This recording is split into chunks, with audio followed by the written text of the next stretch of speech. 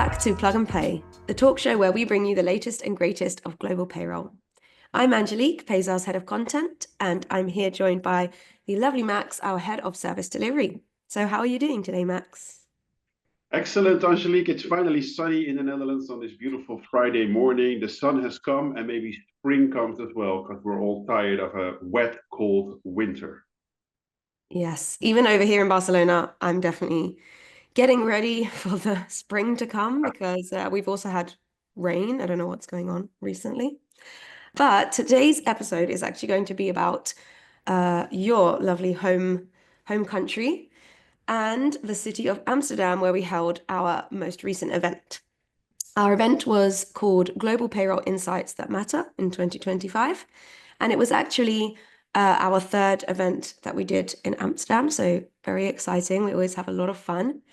And we're going to be talking a little bit about some of the takeaways from our talks and presentations, and also getting into the topic of Gen Z in payroll, which if you're Ooh. at the event, you'll know why that is relevant. And if you weren't, then you'll find out.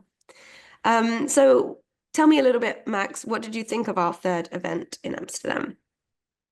Yeah, for me, those events are really energizing, right? One of the aims is to get people together, like-minded people, global payroll professionals, domestic payroll professionals, whoever has an interest in payroll. And we had a very, very diverse group of attendees. There were payroll providers, heads of global payrolls of multinationals. There were consultants. There were those who were just interested, like an accountant was there as well, and referenced Yeah. to a couple of times. So it was a very well-rounded set of attendees, and I think the program and the agenda we had was also very diverse. But we'll get into that, of course. But overall, for me, to measure success of an event is how people engage and interact throughout the Yeah. event, presentations, how they mingle, and I think this may have been one of the best events we had, because people were happy, they were engaged, they were laughing, they had a lot of takeaways, and a lot of people stayed for networking and found new connections. I know two people who never met before have met 2 weeks after a shared insight and connected Wow. other people. And that's how we kind of connect the whole world of global payroll through these events. So yeah, super well done and organized. Yeah. Yes, no, I also had a great time there meeting everyone, some familiar faces, some new faces. We actually had to get more chairs because we were, Yeah. at a full house. So that's always great. And, people wanting to interact and chat is always nice to see. And we actually asked at the beginning, so Payzaar's CEO and the other co-host of this show, Mark Oliver Fiedler, he, started off the presentation asking, who's heard of Payzaar? Have you been to one of our events before? And it was really nice to see that so many people in the audience had. But for those who hadn't heard about us and that was sort of their first time hearing about Payzaar, Mark gave sort of a little overview, a short overview about Payzaar being an open platform, a modular platform, Yeah. and how we can connect people's local payroll providers in one centralized workflow and how that can help in many different aspects. And we even had some other guests come in from all different places, actually, not just from Amsterdam. And Yes. we're talking about their experiences or their experiences with Payzaar specifically. So maybe you want to talk a little bit about our friends over from CSC Intertrust. Yeah, of course. So Edwin Rijbroek and Paulo Reyes Castaneda, I hope I pronounced that properly, came over and shared their insights on entity management as a whole, but also specifically employer of record, and the pros and cons of those, and the legislative changes that are being imposed across the world. They mentioned an example of Singapore, which triggered a lot of debate, very good debates in global payroll and the attendees around when do you form an entity, right? You're expanding globally. There's a lot of unicorns out there. There's a lot of fast-growing companies, and then you have this dynamic of follow the talent, remote work from Yeah. anywhere, but people still want to get paid, and in order to pay someone, you need to be a quote-unquote employer, and then withhold and remit taxes, produce the payslip, produce everything that we normally do. And there's a variety of options. You could set up your own entity, you could set up a branch, you could set up a non-resident payroll and register yourself as a foreign employer, or you could utilize an EOR, an employer of record. And that debate sparked a lot of interest and opinions around the attendees. So I think Paolo and Edwin did very well together. They also had a very good dynamic while Mm. presenting, very engaging. And I think that already meant that after the first discussion and the first presentation, we ran out of time because we overrun. But that's, the events we do, the agenda, but whenever we feel like there is a good dynamic, we let it flow. And after that, of course, we had our beloved friends from IDEC, Anna Yes. Kwiatkowska and Cynthia Dale, who manage EMEA payroll for IDEX, one of our customers. And they Hmm. shared their very relevant story of which challenges they try to solve, what solutions we brought, and any tips and recommendations around a further rollout. So they have a couple of thousand employees in EMEA. They used to work with a more traditional aggregator. They were not getting the service that they want. They didn't really feel in control of a platform. They didn't have their data in one place because, like many organizations, they operate a hybrid model. Some are local provided, some are centralized, some are decentralized, and they made a perfect use case for our platform actually. And they shared what their mission was to bring it all together, to give value to the business, and they shared some real good achievements. They've rolled out a modular approach. That's one of our Mm. benefits of Payzaar, right? We have Yeah. different modules that you can deploy at the same time, but also sequentially. And they did a very smart rollout together with, well, actually, I planned that together with them, and it proved to be very successful because they try to solve getting all the data in order first, getting the integration to finance in order to make sure they're happy. So they have good GL integrations, everything's represented in the financial statement very well. And they can also provide them with detailed reports to substantiate their reconciliations, their flux analysis, and they themselves could respond to those nasty requests payroll often gets from HR Reward or whoever one. Hey, can you just drop me all the overtime that was paid over the past couple of months? And then naturally, what normal people do without our platform, they go and get all the spreadsheets together, crunch the numbers, take weeks, and now it's instant. So it also generated huge time savings for them, and it raised their profile as a real business partner. So I think we'll post that probably later on as well as a full. Yeah, yeah. Yeah. Exactly. But it was really, I think for me and for a lot of people in the audience as well, it was really inspiring to hear that story. I know some conversation afterwards, people were, curious to hear what's the next stages, what are they rolling out next. So I definitely think, people found a lot of value in their talk. I definitely did. Yeah, Um, one more thing I forgot to yeah. mention about the talk is that they also rolled out one of our Prime modules, HR Connect, and Hmm. now integrate with their Workday platform in a very Yeah. pragmatic way, which also generates very much automated controls, input versus output variants, and they actually had their first country go live as well. So they are expanding that modular rollout. Yeah, no, definitely. And as Max said, we're going to be sharing the case study video soon, so you can get even more details into, their transformation. But coming back to, yeah, the talks at this event. So after we had the case study from IDEX, we then had a lovely interactive session with our friend Pierre Ten from Payroll Flow. And that was a talk on making your payroll dreams a reality. And not just a talk, actually, an interactive session where, Yeah, he walked the attendees through sort of a template of how to define your vision, first of all, and then your mission, and then finally your strategy. So it was a really engaging session. I think that was where we also spent a lot of time because we had so many people who yeah. wanted to get involved, share their opinions, share, what they'd come up with within their little group or within their colleagues. And it was again very inspiring because it's kind of hearing people, what are these dreams? But actually, are they dreams or could they actually be real? And how can we make that happen? So it's always fun to have Pierre there and have one of those interactive sessions.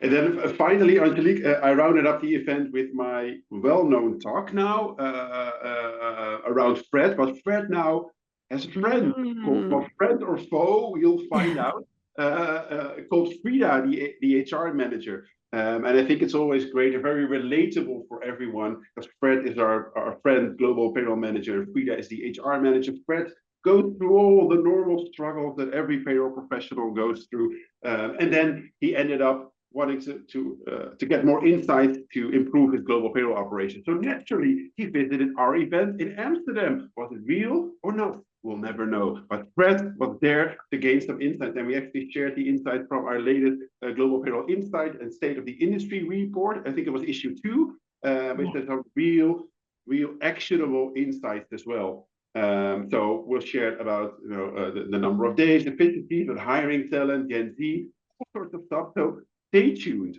I think. Yes. So without further ado, let's have a listen to the live Fred and Frida story and payroll insights. The last time you heard about Fred, it was maybe in Amsterdam. Since then, Fred also went to Warsaw, to Dublin, but now he's back in Amsterdam and he's not alone. Do you know where this is? You would say Greenland, right? Because it's so green. But no, Fred actually got laid off from his former company, where we left off with his data security breach, you remember? With Peter in Germany, and he said, Gehaltsabrechnung, which I promised to never say again. I promise a lot. He is now actually in Barcelona. He managed to get a job in Barcelona. You know the prime reason to work in Barcelona? No, they have a lot of public holidays. They have a lot of public holidays. They work very hard in Barcelona. So he relocated with his family and he now works as a global payroll manager. And he used to report into HR, now he reports into finance. What a blessing. Oh, who reports into HR? Okay, good luck. And still you are successful. I think that's really amazing. But Fred feels a little bit old. So Fred is not that old, but he feels very old in his new job. And his new job, by the way, sorry, Paulo, Edwin, he also uses EOR businesses. He's now in a fast-paced tech company out of Barcelona, around 5,000 employees, 20 countries, in-house payrolls, outsourced payrolls, and EORs. He has a few visa issues, but maybe we'll let you know his contact details. And he works there, and he has a great job, and he now reports into finance. But one of his team members left before he joined, and he can't see the relation between those, but right after he posted on LinkedIn, he is joining this team, this person left. So don't know what happened with Fred. So Fred needs to talk to HR, and this is Frida. You have Fred and Frida. So Frida is on the right, Fred is on the left, in case you're wondering who was who. So Frida is from HR, the HR manager. Frida is only 25 years old, young. She's the HR manager of this big new tech company in Barcelona. And he starts to talk to HR and he feels like, wow, this is something new. I used to work for this old German headquartered, they're very nice people, but it's an old German headquartered company, very slow processes. He started wondering, does HR work for me or do I work for HR? He actually reported into HR, so technically he worked for HR, but I think payroll knows in the data preparation up to submission process what we mean. Okay, so he talks with Frida, says, Frida, I have a problem. A team member left, I need to replace the team member. So Frida says, yeah, then you need to create a job description, and then we need to post something. So you go ahead and create a job description. So Fred does that because Fred is a very energetic guy. He goes straight in after the kids go to bed. He doesn't go to Netflix. He creates a job description. So he then shares a job description with Frida. But again, Frida is 25 years young, working in HR. And Fred, in his mid-40s, shares the job description with Frida. And Frida says, Fred, what have you done? Who do you even want to attract? And Fred says, I want to attract young people. Said Frida, no. You'll not attract any young people. You'll attract people close to retirement. And you'll even get the wrong people. But Fred says, why? Why? So Frida gets nasty, eh? You see? First he was happy with Frida. Now Frida says, no, no, no, no. In a very energetic Spanish way that I can't see. But just imagine a very angry Spanish woman talking more with her hands than with her words. So she says, no. Fred says, well, what have I done wrong? And then Frida says, well, first of all, you've listed all of these experiences. Has anyone researched any job descriptions on LinkedIn? It even lists which payroll provider they use. Like, you have to work with ADP Streamline. You have to work with CloudPay. Nowadays, you have to work with Payzaar. So it says, yes. Of course. Right? But then, okay, he lists all of this. And then he also lists you need to have experience with XYZ countries. Remember, this is a tech company that grows really fast. So Frida says, but people can learn, right, Fred? That's true. And what if you now go into a new country tomorrow? Will you then fire this person and hire a new person who has experience with this country? He says, no, no, I'll train the person. Okay, Fred. And Frida asks, like, and what type of person are you looking for? Yeah, kind of a young person, like a millennial. Frida says, a millennial? That's not a young person. Says, millennial? What the hell, Frida says. You mean Gen Z? So Fred says, no, Gen Z is still in school. He says, I'm a Gen Z. I'm 25 years old. You know, Gen Z is up to 28 years now that they're working in the workforce. They already are working for 8+ years, Gen Z. My kids are Gen Alpha or whatever you would mean. Gen I will never work. Well, to me, Fred now thinks this is not Gen Z, this is Gen Zykert. Jesus, I create a job description at night. The only thing is that she bashes me. And then Frida says, what about the salary? Fred said, I said it was competitive. Oh. Competitive. What does competitive even mean? Well, that it's better than the other. How do you know everyone else's salary? I don't know. So Fred's unhappy. He says, and do you know about this Pay Transparency Act that's now in the EU and that you need to disclose salary information in the job description? Fred says, I don't know. So Fred's unhappy. So she says, go work on your new job description, right? Include all of this. So Fred does it. And okay, Frida is a little bit happier. Of course, on her phone, I also say Gen Z, Gen Zero concentration. But okay, sorry, Angelique. I'm so sorry. Zero. Every 10 seconds, oh, there's a notification. Like, oh, yeah. We used to run the whole world without a notification. I'm also a millennial, by the way, in case you're wondering. Really? Yeah. Okay, that's for the networking. Okay, but now Fred says, so I'm going to post a job on LinkedIn. But Frida says, LinkedIn? Everyone's linked out. Gen Z also does something on TikTok.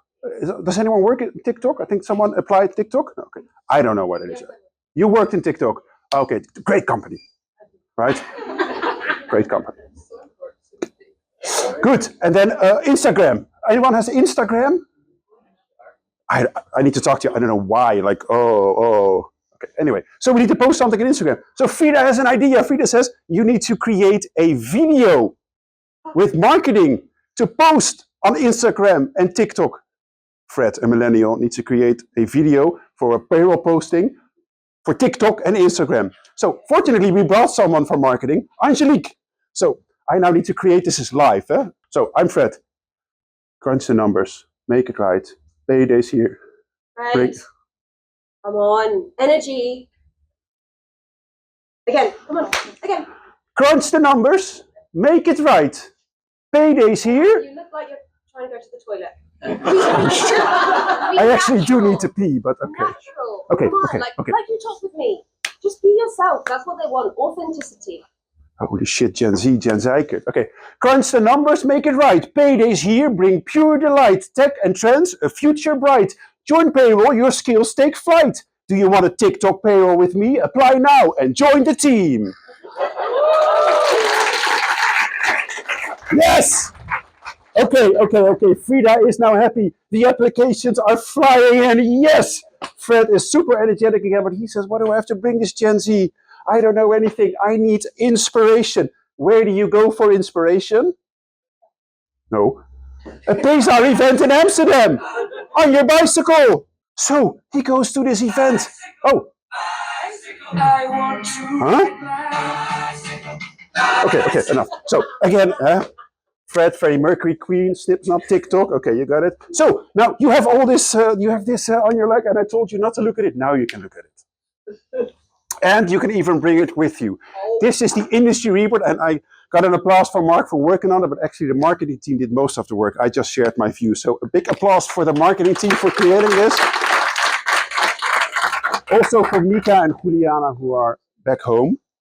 This is yours. And I'm going to just run you through because I know there are drinks, beer, wine, cocktail, vodka martini. What does Gen Z drink these days? I don't know. Milk. Okay. Carnemelk or no? I drink carnemelk. Okay, so we're talking about trends. This is a talent dilemma. This was research done with hundreds of polls and people. Don't ask me statistics. So we asked hiring managers if it's difficult to find all of you. And it seems to be that it's very difficult. 87% either can't find you or can't find you in the right location. So it's super difficult to find you. So it's great that you're here. You are wanted. You are desired. Geen blauwtjes meer. It's super cool. But then again, what do people ask? And it's actually career and retention progression. So Fred is going to take this back to Frida, because Frida didn't say anything about what actually excites people. So it's also career progression, because often if you go into payroll, you become a payroll manager, and then what? You become a VP of global payroll? Well, that doesn't exist in every company. So you enter a position, and it's almost your last if you enter on a manager level or a senior director level. So career progression is super important, if only small steps, because otherwise people switch nowadays. My mother used to call me a job hopper. Do you remember the term job hopper? Like if I would not stay 10 years or more at the same company, she would say, you're a job hopper. I said, no, I'm just easily bored. That's different. Anyway, I could talk about my mother during networking. Okay, so we also talked about strategy, shared services. Who works in a shared service environment? You, really? And do you like it? Yeah, your corporate, it's on video, eh? So just, do you like yeah? It's amazing, right, at CSC. Best decision ever. Exactly. It's tough, shared services, but it is really doable. So a lot of people are working in shared services, but you used to relate shared services with a location, right? Poland, Hungary, India. Nowadays, shared services are location independent. It's that you deliver a shared service, not just from one location. So when you think about the mission vision that Pierre so delicately shared with all of us, think about shared services. It doesn't have to be in a certain location. You can be a shared service to the business. Maybe like Cynthia and Anna are doing. They are a shared service for EMEA because they deliver the finance and the other teams with actual data that they want and they need. They deliver a shared service for EMEA because they're not in every country. You deliver a shared service. So it's a location independent. Yeah, this makes Fred really happy, because Fred has in-house payrolls, outsourced payrolls, and EOR. And we've asked people, what do you want if you would go to a different provider? Of course, everyone says, I want one global provider. We actually asked you, the payroll managers, not just the VP people who don't really know how it works in global payroll, who say, yeah, I just want one contract, get this payroll thing done. You guys know you want the best provider in each country. Regardless of their name, their brand, their contract, you just want the best provider. That's what you want. That's why, and Mark always doesn't like me saying this, because is it an oxymoron, Mark? But I always say hybrid is the one size fits all, which is an oxymoron. Mark, here I said it again. You're welcome. Sorry.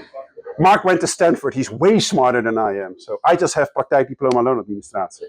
So, but really happy. And this also supports the Payzaar vision, that you will always have a multifaceted provider landscape, whether you use one of the providers here who are excellent, but can you serve everything? No, BDO can't give in-house payroll, but you're very good in outsourced payroll. Do you do EOR? No, you don't. So for Fred, they might choose BDO here and EOR there and an in-house there, which ends up with 3 different providers, and it's very difficult to standardize. So then you would still need a platform to look at that. Who has children? Great. Would you give your kids to a random person on the street to say, you watch my baby? Would you do the same thing for your payroll? No? Okay. Why do you then choose global providers without knowing who the local payroll specialist is? Mostly chosen for you by the US company. Exactly. So that's the analogy to use whenever you have that conversation with an executive. Do you have children? Yes. Would you give your children to a random person on the street? No. Well, payroll is my baby. Yeah. Okay. Easy business case, 3 minutes. Excellent.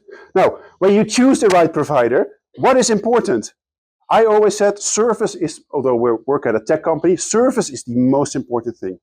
When the SHIT hits the fan, you want to call Theo and say, Theo, can you help me? Theo says yes. Even if it's 8 p.m. because you have a problem. That's service. A service is thinking on the client and not just, rubbish in, non-compliance out. That you actually look at the data like CSC does. I'll need to name everyone now. Grant Thornton does, like Bridge does. More providers? No, okay, I've named them all. Super excellent providers.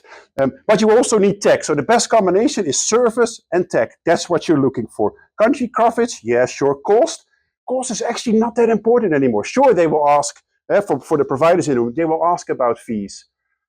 But long-term relationships, because you don't want to switch payroll providers every year, because it's difficult to switch payroll providers. So this is more important than, of course, cost.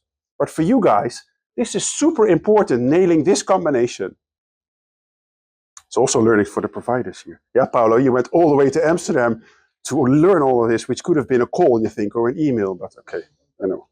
Could have been an email. Okay, well, we heard Cynthia talk about inputs.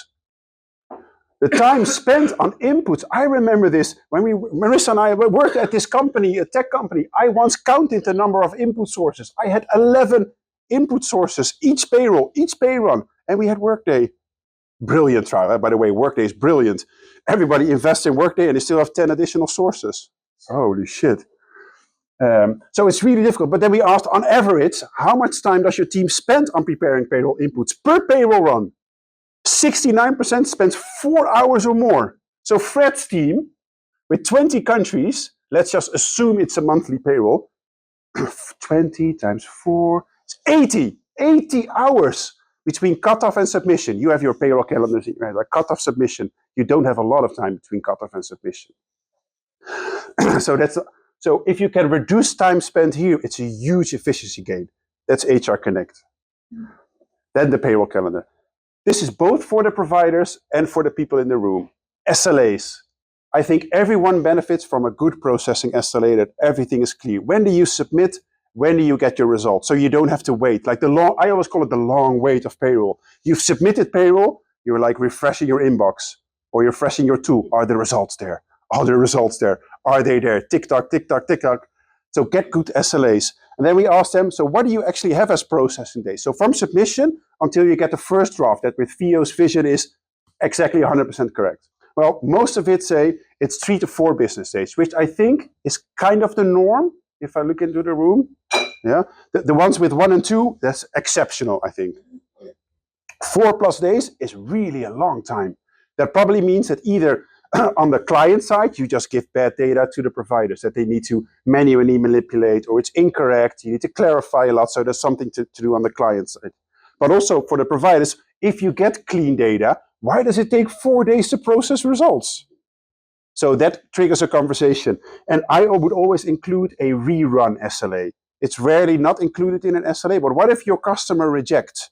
Between rejection and a new rerun, do you also have an SLA for that? Because the pay date is coming up. So I think it will benefit both of you to also look at a rerun SLA.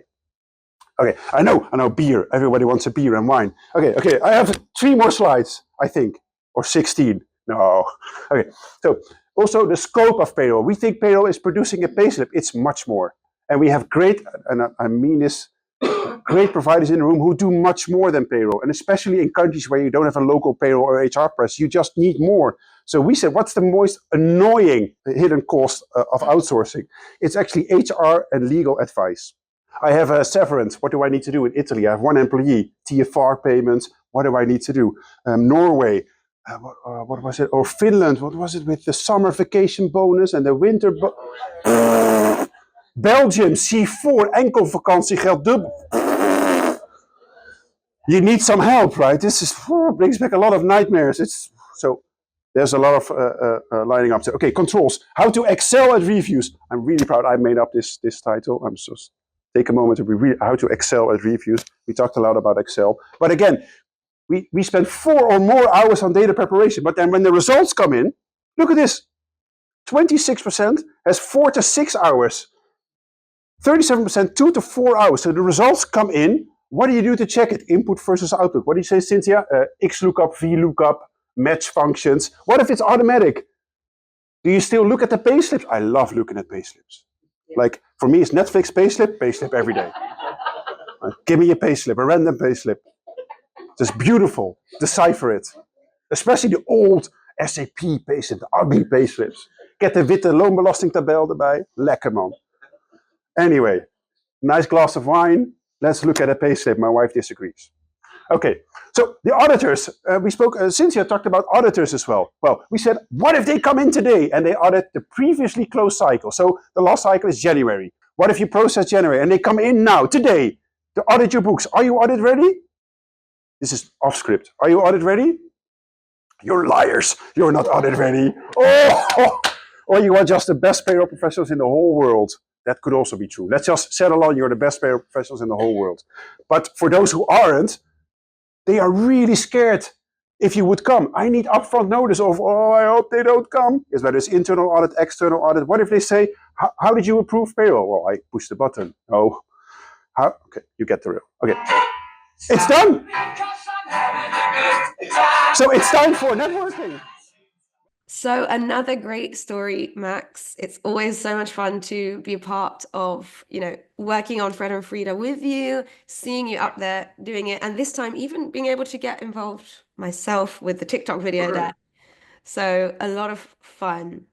And as I did mention earlier, one of the central themes that came up both in the talk and in the industry report was the fact that Gen Z are actually entering the industry or already in the industry, already working several years, like myself. I wanted to sort of dive in a little bit deeper to that topic specifically. Obviously, we have one of us is from the Gen Z generation, one of us is a millennial. So perhaps we can take it in turns, and you can, ask me something. What do you want to know from a Gen Z person in the workforce?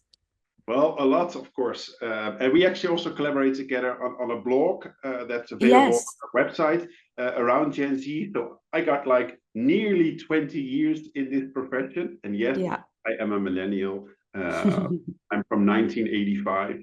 But you, Angelique, you're an actual Gen Z professional. And you've entered the world of global payroll now. So you will share a lot of perspectives. So let me ask you a question. So, Okay.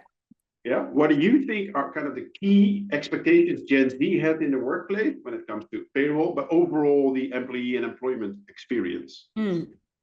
Yeah, no, that's a good question. As you said, I did mention this a little bit in the blog, but some of the standout things for me would be, we are a digital native generation. Like we grew up with technology in whichever form that may be. So I think we do have an expectation for digital self-service, being able to do things in our own time, whether that's access pay slips or, other things that we need to do with HR. We want to be able to do that either in a platform or something that we can actually access instantly, really. That's like the main overriding theme, I think. But it's not just as far as, I mean, in my opinion, it's not just, we want things fast and we have a short time attention span and, everything has to be now, now, now. There is That actually is the perception, though. Yes, I know. And that's why I'm out here trying to change that.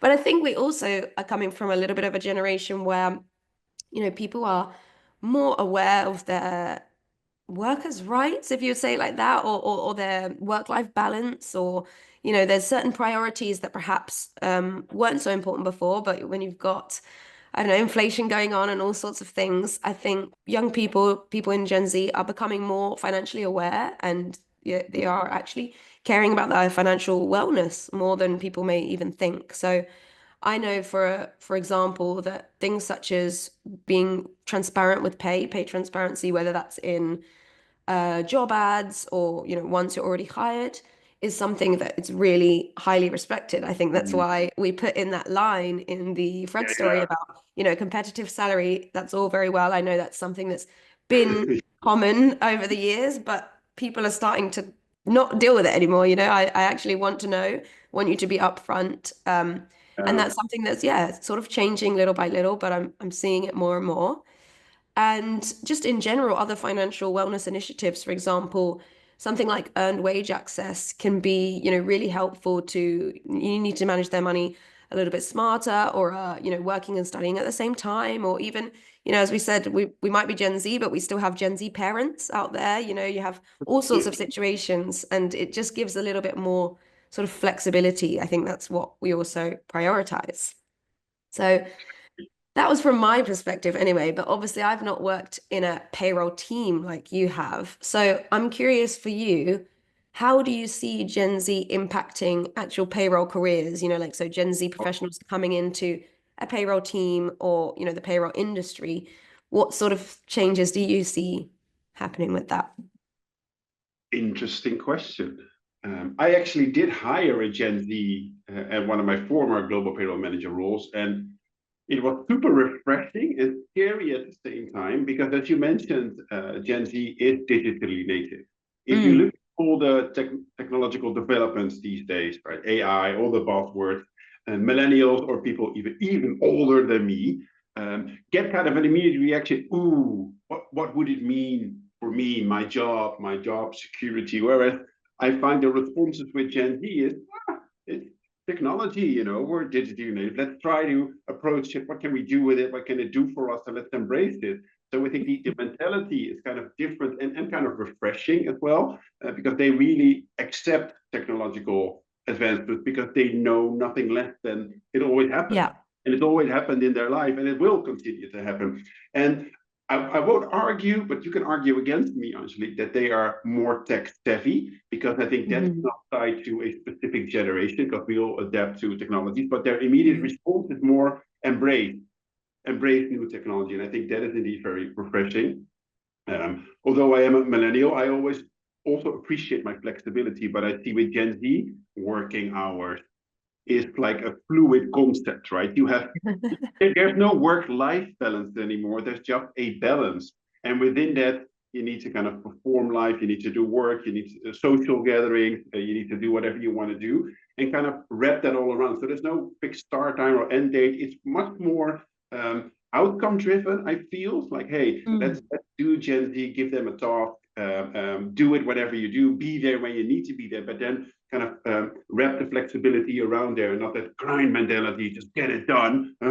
And it kind of pushes you around flexibility, but also availability of data, technology, whatever we would need. So the last thing is, and I found that sometimes difficult, is kind of, you call it career mobility, or my parents came from the the the statement of lifetime employment, right? Mhm. Let's Yeah. stay with the company. I still remember my mother. I scared the shit out of excuse pardon my French.